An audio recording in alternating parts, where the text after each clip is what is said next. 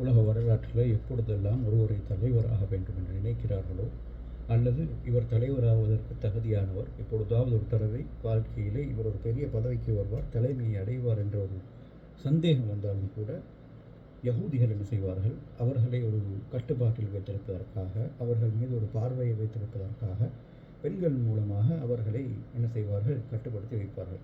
கனிவங்களை அது ட்ரம்ப்புடைய மனைவி மெலனியாகவாக இருக்கலாம், சாரிக்கக்கூடிய மனைவியாக இருக்கலாம், கனிவங்களை கேஷ் பட்டேல் எஃபிஐயுடைய தலைவர் கேஷ் பட்டேலுடைய மனைவியாக இருக்கலாம், அல்லது நமக்கு தெரிந்த தமிழ்நாட்டை பொறுத்த வரைக்கும் தமிழ்நாட்டில் நம்முடைய பரணி பாபா ரஹ்மத்துல்லாஹி அலைஹி ஒரு பேச்சில் சொல்லியிருப்பான், எப்போ எம்ஜிஆர் ஆட்சிக்கு வரணும்னு நினச்சாரோ அப்போவே என்னது அவரை ஒரு பெண்ணை வச்சு கட்டுப்படுத்துறதுக்கு ஆரம்பிச்சிட்டாங்க.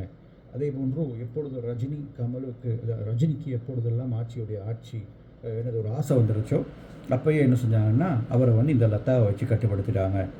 அதே போன்றது என்னது நமக்கு தெரியும், கமல்ஹாசனை பொறுத்த வரைக்கும் அவருக்கு ஒன்று போதாது, அப்போ அவரை கட்டுப்படுத்த முடியாது. பத்தலைன்னு படிச்சுக்கிட்டு இருந்தார், என்னத்துக்கு அவருக்கு ஒன்று பத்தலை அப்படின்றது தான் அது. அப்போ கண்ணியவான்களே அவருக்கு ஒரு எம்பி பதவியை கொடுத்து அவரை கட்டுப்படுத்திட்டாங்க. அப்போ உலகம் முழுவதும் யகூதிகளுடைய ஒரு பழக்கம் இருக்கிறது, பெண்களை வைத்து இப்படிப்பட்டவர்கள் அவங்க கட்டுப்படுத்துறது. அப்போ இந்த மெத்தடை தான் அப்படியே என்ன செஞ்சுருக்கிறாங்க நம்முடைய பார்ப்பனர்கள், அதாவது நம்முடைய நம்ம நாட்டில் இருக்கக்கூடிய, அதாவது இந்தியாவில் இருக்கக்கூடிய அந்த கட்சி என்ன செய்து இதே மெத்தடை தான் பின்பற்றிக்கிட்டு இருக்குது. இப்போ கண்ணியவங்களை இதே முறையில் தான் 6 வருடங்களுக்கு முன்னால் நம்முடைய விஜய்க்கு எத்தனை வருடங்கள் அரசியல் ஆசை இருந்தாலும் கூட, ஏன்னா வியாபாரிகள் அப்போ அவர்களுக்கு நல்ல லாபம் தரக்கூடிய வியாபாரம் இது அப்படின்னு பார்த்து மாறிக்கிடுவாங்க. அப்போ இந்த அடிப்படையில் அரசியல் ஆர்வம் மிச்சம் நீண்ட காலங்களுக்கு முன்னால் இருந்தாலும் கூட அவர்கள் என்ன செய்தார்கள்னா இந்த ஆசை ஒரு உறுதியான முறையில் வந்தது ஒரு 6 வருஷத்துக்கு முன்னால். அப்போ 6 வருஷத்துக்கு முன்னால் அவரை கட்டுப்படுத்துறதுக்கு ஒருத்தர் வேணும் அப்படின்ற அடிப்படையில் தான் என்ன செஞ்சாங்கன்னா அவருக்கும் அவருடைய கள்ளக்காதலிக்கும் மத்தியிலான அந்த தொடர்பை இன்னும் கொஞ்சம் வலுப்படுத்திடுறாங்க. இதுக்கு முன்னால் இந்த தொடர்பு இருக்குது, அந்த ஃபீல் அப்படிப்பட்டது, அது இருக்கக்கூடியது எல்லாமே அப்படிப்பட்டது தான். அப்போ கண்ணியவங்களே நான் அஃபாண்டு சுமத்துறேன்னு நினைக்காதீங்க, அவர்கள் சொல்கிற கருத்துகள். அப்போ என்ன விஷயம்னா, அப்போ இவ்வளவு காலம் குடும்பத்தோடு இருக்கிறார்கள், ஆனாலும் இப்படியான தொடர்புகள் இருக்குது. ஏன்னா அந்த ஃபீல்டோட சம்மந்தப்பட்டவர்களுக்கு இது சகஜம். அப்போ அது இருக்கக்கூடிய மனைவிமாருக்கும் இது தெரியும். அப்போ ஏன் டிவோர்ஸ் இந்த 6 வருஷத்துக்கு முன்னால் என்ன செஞ்சாங்கன்னா இந்த வலியுறுத்தல் கூடப்படுது. அதாவது இவ்வளவு காலம் சைட் சப்போர்ட்டுக்கு இருக்கிறவர் என்னது ஸ்பேர் வேலாக வச்சிருக்கிறவரை நம்ம என்ன செய்ய போகிறோம், இப்போ முழுமையான ஒரு மனைவியாக ஆக்க போகிறோம், அப்போ தான் கட்டுப்பாட்டில் வச்சிருக்க முடியும். அப்போ அப்படின்ற அடிப்படையில் தான் என்ன செய்கிறாங்க, அந்த பெண்ணோட நட தொடர்பு கூடுது. இப்போ குடும்பத்துக்கு பிரச்சனை வருது, அதுக்கு பின்னால் டிவோர்ஸ் ஃபைல் பண்ணுறாங்க.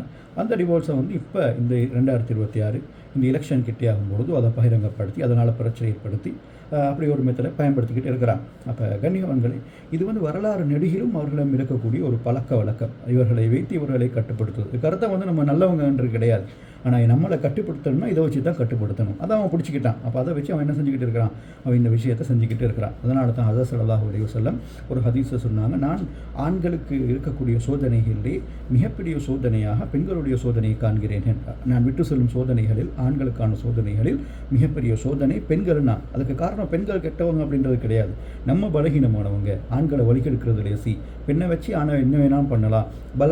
பாவுரா முதல் அந்த பனு இஸ்ரேலுடைய 16,000 பேர் வரைக்கும் அனைவரையும் என்ன செய்யலாம், இதை வச்சு நம்ம மடக்கிடலாம் அப்படின்றது தான். கண்டிப்பாக பலஸ்தீன் என்ற நாட்டில் நமக்கு தெரியும் எவ்வளோ உறுதியானவர்களாக இருக்கிறார்கள், இவ்வளோ ஜிஹாதில் இருக்கிறார்கள். ஆனால் அவர்களையே என்ன செய்கிறான், இஸ்ரேல் போர்டரில் இருக்கக்கூடிய பெண்களை வச்சு, அந்த நாட்டுடைய பெண்களை வச்சு என்ன செய்கிறாங்க, மடக்கிறாங்க. மடக்கினத்துக்கு பின்னால் தவறான உறவுகளில் ஈடுபட்டதுக்கு பின்னால் அதை வீடியோ எடுத்துகிட்டு மிரட்டி இப்படி தான் என்ன செய்கிறது இஸ்ரேல் பல நாடுகளில், அதே போல் பலஸ்தீன்லேயும் கூட என்னது அவர்கள் அவர்களுடைய அந்த உளவாளிகள் உருவாக்குறது அப்படி தான். உலகம் முழுவதும் இது ஒரு டாக்டிக், இது என்ன செய்வாங்க, பயன்படுத்திக்கிட்டு இருக்கிறான்.